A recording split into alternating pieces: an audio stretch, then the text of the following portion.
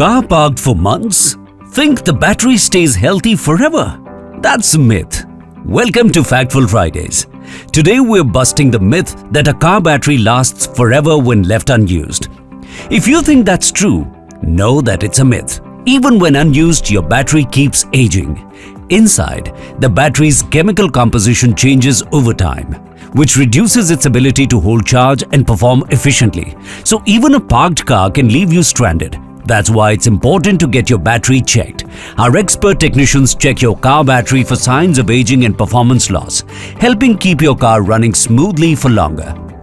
To help keep things convenient, we even send you preemptive alerts on the S-Connect app, sending out alerts as early as 45 days before your battery degrades. To keep your battery healthy, it is recommended to drive your car at least once a month for about 30 minutes. This helps recharge the battery naturally.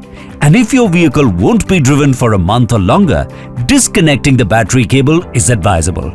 What car care tip do you want next? Comment below. Stay tuned, stay informed.